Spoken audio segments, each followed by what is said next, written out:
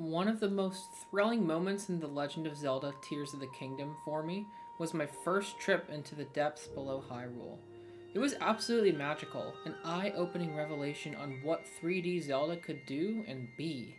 After an hour exploring the gorgeous skies above Hyrule, here I was in an almost stealth horror scenario, sneaking around powerful enemies and finding ways to take out their camps before they found and chased me to the ends of Hyrule. I even got ambushed by a Frox my first time down there, which was extremely terrifying and fun. How, I thought, could they possibly have added so much on top of everything else Tears of the Kingdom offered? I will say, however, that the magic did not last. Every single trip I made into the depths after the first few ventures became stale. I very quickly learned that I had already seen 85% of what the depths had to offer in my first ever expedition, probably by design. There were no interesting terrains, no new enemies besides the frogs, no shrines. For lack of a better word, it was barren. I found myself returning far less as the game progressed, only doing so to follow the storyline of the ever-amazing Top Banana himself, Master Koga. As I finished the game and started taking a look at the online discussion about it, I felt relieved to see that I wasn't the only one who felt this way about the depths. Many people cite them as being boring, overplayed, or even completely unnecessary. This is extremely unfortunate, as it's clear the devs intended for the depths to surprise and delight us, hoping they could be the final nail in the coffin to the same map allegations being tossed around prior to release. Seeing the poor reception to what could have been Tears of the Kingdom's main selling point led me to think of few things. Namely, what went wrong with the depths? Why did the depths end up this way, so samey and undercooked? And what did the depths really add to the game? Well, my dear viewers, after musing about this conundrum for nearly 2 years, I think I've finally figured out the answer. That answer may shock you, unless you read the title of the video, in which case you probably know where I'm going with this. You see, I think the answers to these questions are wrapped up in a new question I haven't posed yet. Why is Tears of the Kingdom not getting any DLC? My theory is this. I believe wholeheartedly that Tears of the Kingdom's depths were originally planned to be DLC, but were shoehorned into the main game at the last minute in order to, for lack of a better term, beat the same map allegations I mentioned earlier. I'm going to take a deep dive into everything we know about the depths, its mechanics, and its integration with the rest of the game to show you how I arrived at that conclusion. If stuff like this sounds interesting to you and you want to see more, please consider liking the video and subscribing. I would greatly appreciate it. Now, spoilers for the entirety of Tears of the Kingdom lie ahead. Let's dive in. This video is sponsored by Nadra. Thank you, Nadra.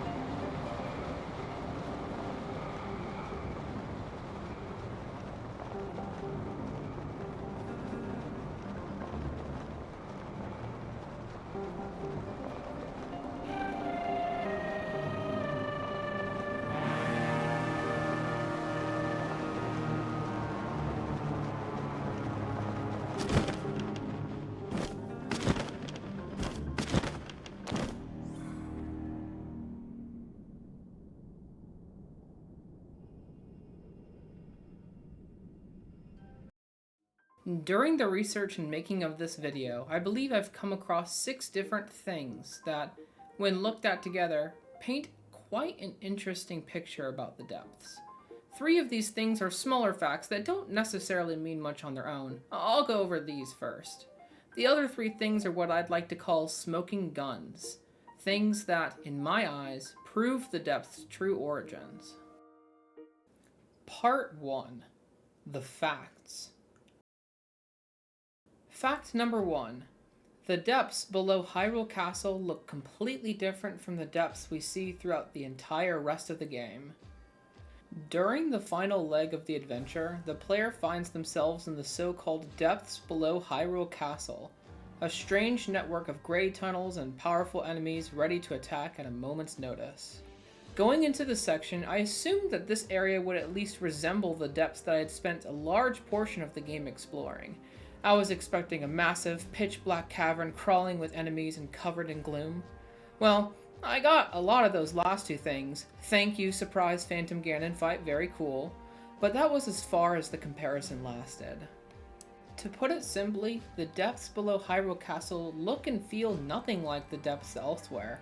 They feel much more toned down, more vertical, more like a gray cave with bizarre lighting than an alien underground world. The question that arises then is why? Why don't they look the same?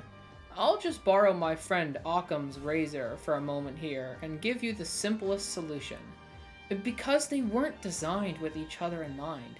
Since the depths below Hyrule Castle incorporate many elements from the intro sequence and beginning areas we saw all the way back in June 2021 in the first ever trailer, I think it's highly likely that this area was created earlier in development. As you'll see later, I believe that the regular depths were created far later in development, so late that they didn't have the time to change the depths below Hyrule Castle to match their aesthetic. As we've seen from Breath of the Wild, the Zelda team is incredible at consistent world building. I don't think they would have made such an obvious aesthetic blunder unless the depths weren't planned to be in the base game in the first place. Fact 2. The depths is just an inverse of the overworld map, with very few changes. Let's face it, the magic of the depths disappears quickly after you've explored it long enough.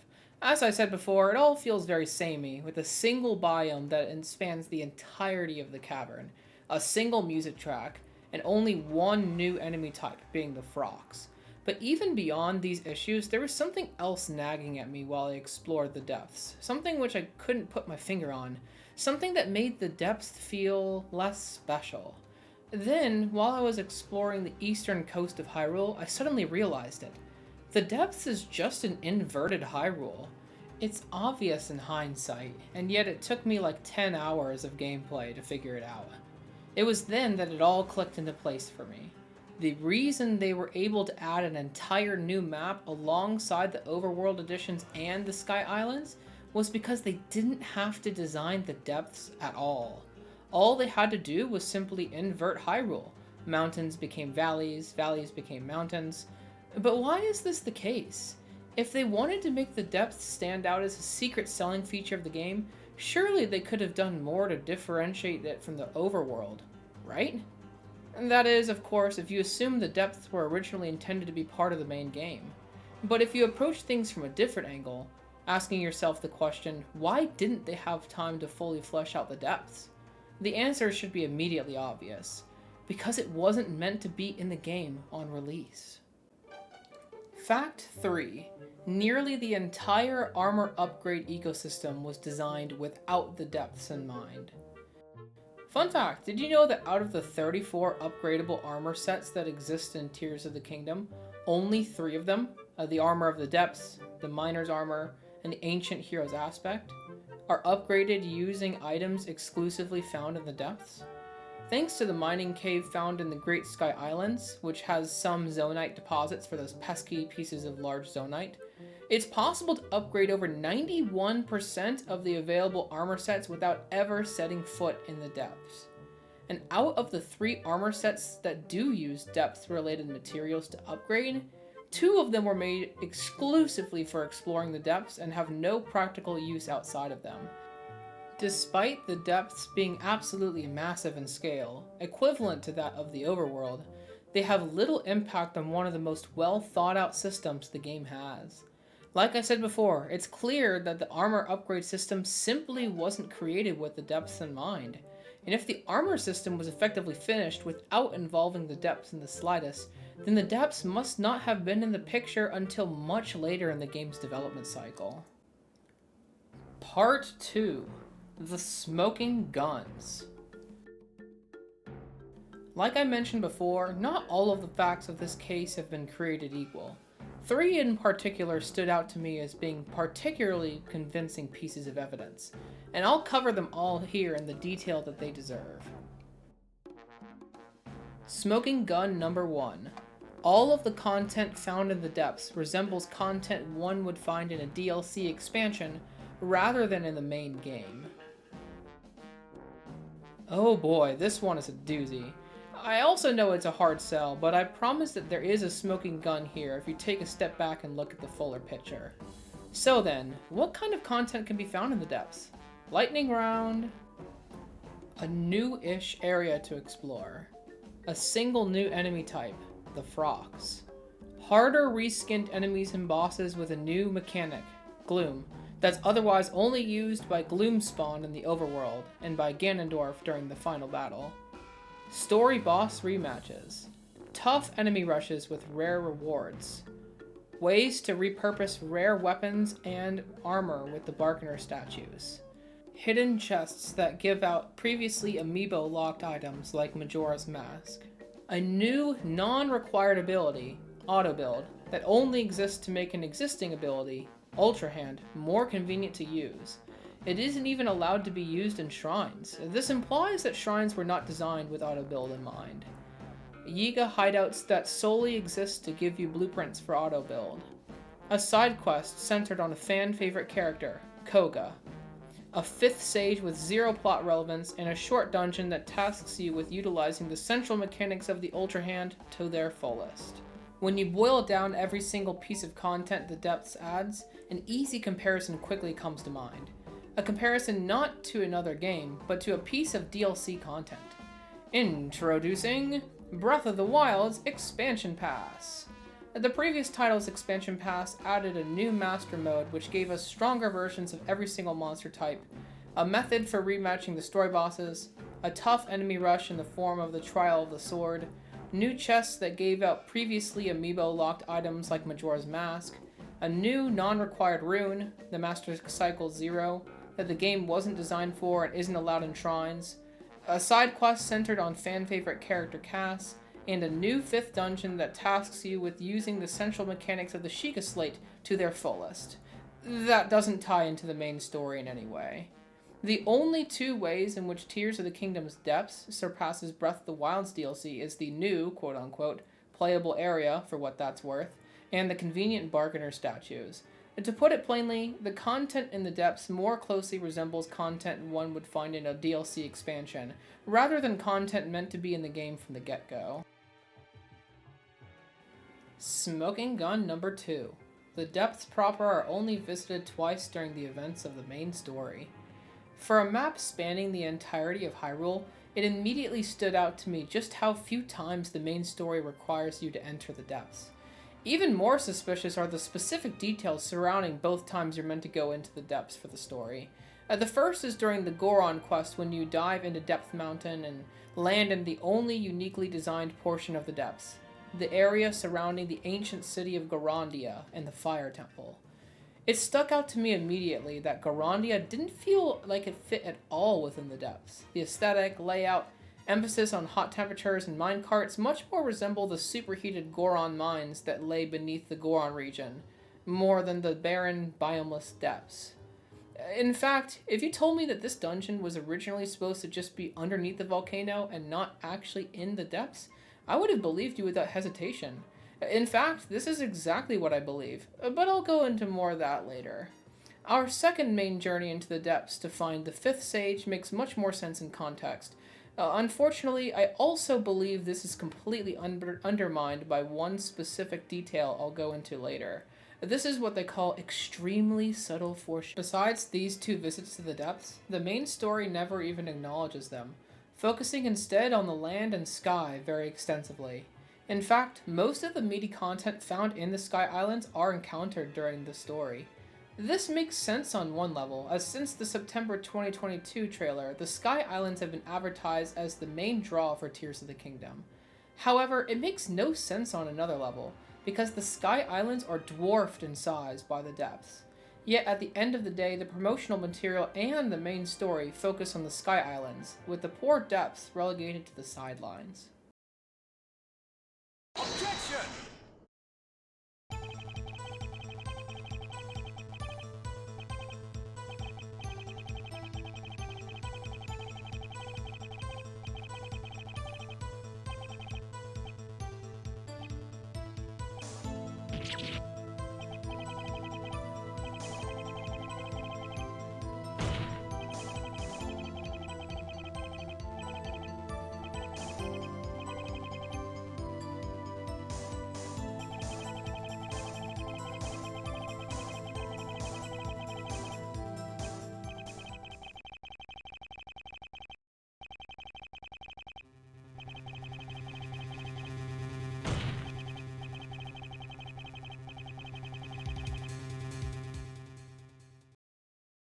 The counterarguments. Counterargument 1. If the depths were originally conceived as DLC, how was the player supposed to improve their battery? When I first brought up this idea to my brother, who also really enjoys Zelda, this was his first response, and rightly so.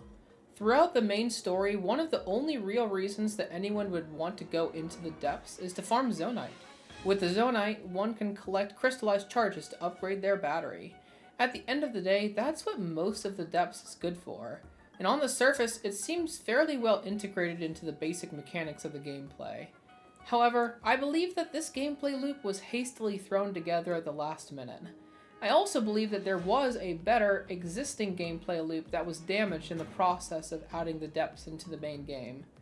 Big claims, I know, but unlike a certain other Phoenix I know, I'm not bluffing. Logically speaking, there is no reason why the mechanics of Zonite charges, and crystallized charges couldn't have been combined into a single, universally useful item that can either be used to upgrade your battery or give it more charge in the moment.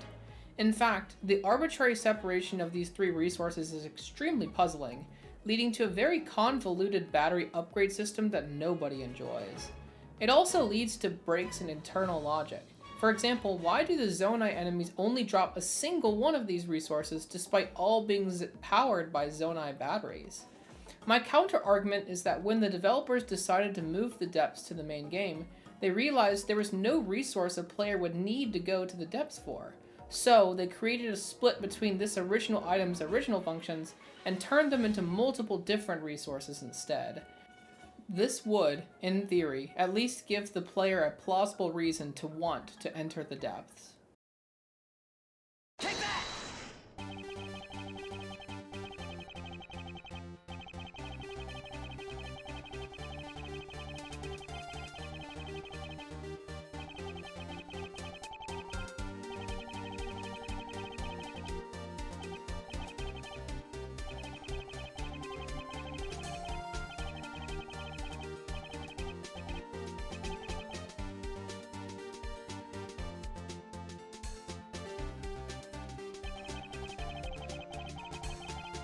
Hold it!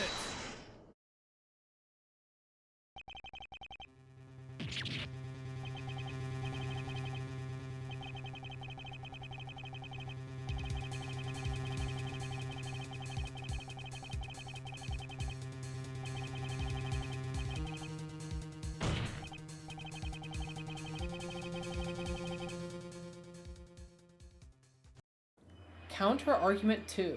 What about Koga? On the surface, it might appear that this obvious single question explicitly disproves my theory, and for good reason. Koga has an entire side quest dedicated to him, one that ends with him explicitly telling the player where Ganondorf is. If his depths encounters weren't originally meant to be in the game, then how would the player get the super duper well hidden, not obvious at all location of Ganondorf? Moreover, how would we get closure with a fan favorite character? The answers to both questions are a little complicated, but I promise that the answers are there, lying in plain sight. You just have to have an eye for detail. The facts. Currently, there are 4 battles against Koga in Tears of the Kingdom. 1 on land, 1 in water, 1 in the sky, and 1 against his giant robot. There are also, conveniently, 3 new smaller Yiga clan hideouts scattered across the land of Hyrule. This, combined with their main hideout, which can only be accessed once you've gotten the Yiga armor pieces from each smaller hideout, results in 4 hideouts total. My theory is this. I firmly believe that Koga was originally meant to be battled once in each of the smaller overworld hideouts, dropping hints and lore tidbits about the horrors of the depths and how he escaped from them each time he's defeated. He uses vehicles against you, but because you don't have auto-build yourself yet, you are at a disadvantage. Interestingly, I'd argue there's still room for them to stick with the land, sea, and sky theming with his fights. As the hideout in Akala is near the ocean, the hideout in the King's Hut has a lot of open air around it for a great plateau sky battle, and the final hideout is in a cave, perfect for a small land battle. After defeating him, you would get a Yiga armor piece, and once you collect them all, you can finally infiltrate the main base, just like in the original game. In the main hideout, you would battle him one last time in his original arena as he wields his giant robot against you. After a grueling fight where you beat him for the last time, only then would he tell you the location of Ganondorf before you knock him into the pit again. And, of course, you can rematch him at any time at the bottom of the pit once every Blood Moon after the Depths DLC TM comes out. Take that!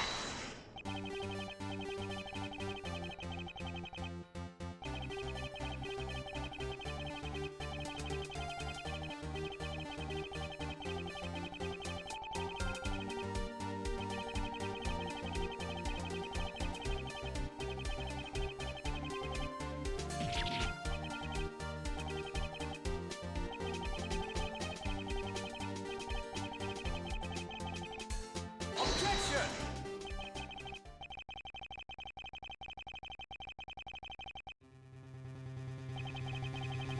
Hold it!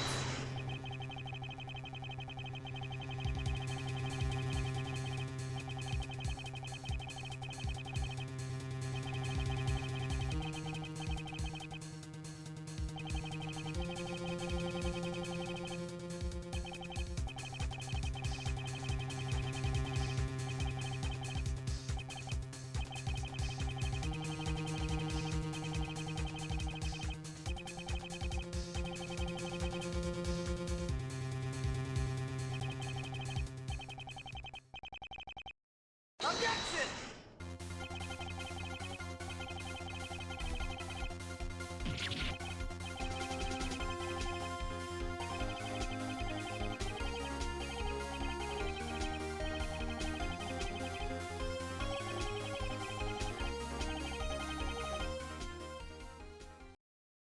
Smoking Gun 3.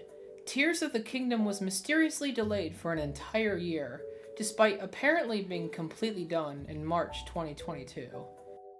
In case you weren't aware, Tears of the Kingdom's release was delayed by an entire year, releasing in 2023 instead of 2022. Its delay, however, was a strange one. In an interview with Gene Park of the Washington Post, Eiji Aonuma himself confirmed that when they delayed the game in March 2022, the game was pretty much complete. His reasoning? According to the man himself, he wanted to, quote, make sure that everything in the game was 100% to the team's standards, unquote. This is a very strange reason to delay a video game, especially such a hotly anticipated one, so it's not unreasonable that I and others like me felt that something else was going on. Here's what I believe happened. I believe that Aonuma was telling at least part of the truth when he said the game was nearing completion in March of 2022. The game nearing completion at this point, I surmise, featured both the overworld of Hyrule and the Sky Islands above Hyrule, with the plan to add the mysterious depths in a later DLC. However, a common worry amongst the public at the time, which would not have been lost on the developers, was that they were admittedly reusing Breath of the Wild's map effectively one-to-one, with only some minor changes overall. If the game had released with only the sparse Sky Islands as new content, it would have been far too easy for public opinion to turn against Tears of the Kingdom. They might have even asked what the point of the game was at all, and why it wasn't just additional DLC for Breath of the Wild. To avoid this problem, I theorized that Aonuma decided to delay the game to ensure that everything was 100% to our team's standards. In this case, I believe they decided that the Depths, originally meant to be DLC for Tears of the Kingdom in vein of Breath of the Wild's expansion pass, was moved into the main game. In order to make this happen, various systems in the game needed to be adjusted, as I mentioned before. I'll guess those changes were: the crystallized charges, Zonite charges, and Zonite split from the original item. An abundance of Bright Bloom seeds were added to every single cave in the game. Sundelions were added to the Sky Islands to counteract the gloom. Koga's battles were moved to the depths.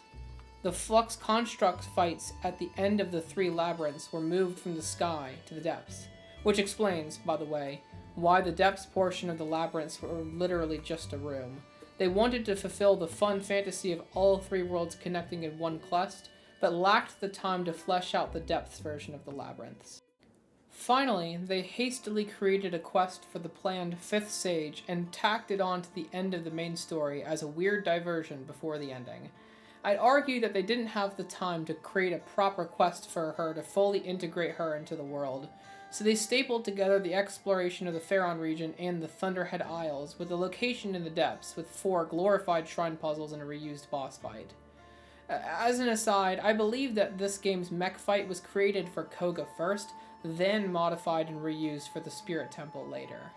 And never at any point of the Minoru quest did I feel like I was playing a main story quest, but rather felt like I was playing a slightly more in-depth, get it? Required side quest. This undermines the 5th Sage's use of the depths as part of the main story in a big way, as the quest itself is only part of the story by technicality more than anything. The fact that they didn't have the time to make a fully fleshed out Spirit Temple shows just how rushed the Depths addition to the base game was. This is because, according to my theory, they had little over a year, from March 2022 to May 2023, to add the Depths to Tears of the Kingdom's main story without breaking it. To try to incorporate the Depths into the main story, they moved the ancient city of Gorondia from the Goron mines and caves to the Depths, even though there's no real reason for it to be down there. To save time and resources, the entire Depths was built as a mirror of the overworld, and only one biome was used for the entire map. Additionally, only a single new enemy type and 1 new boss type were created, and all of the other harder enemies were simply normal enemies given red auras. This allowed them to spend far more time trying to make the concepts originally designed for DLC to fit with the base game as best as possible, without worrying about biome diversity or new map design. In conclusion, while I think the developers at the Zelda team did an alright job adding the Depths to Tears of the Kingdom, I will say that I find their execution a little lacking in areas. The Depths feel underdeveloped and repetitive, and when you occasionally get encouraged to go down there, those encouragements feel arbitrary and forced, almost unnatural. And this is because, at the end of the day, they kind of were. After all, I theorize that the Depths and its array of content were always meant to be an add-on to Tears of the Kingdom's world, not an integral part of it. So, what do you think? Are you convinced that I'm right on the money, and that the Depths were never meant to be part of Tears of the Kingdom? Or are you slightly suspicious of my strawmanning and remain completely convinced the Depths were always belonged? Either way, let me know down in the comments below. This is my first ever YouTube video, so I'd really love to hear your feedback on how I did and what I can do even better next time. I'm thinking of making a variety of different gaming related content on this channel. So if that sounds interesting to you, then please consider liking and subscribing. You can always hit the bell if you want to, that's always fun. Anyways, love you all, see you, bye!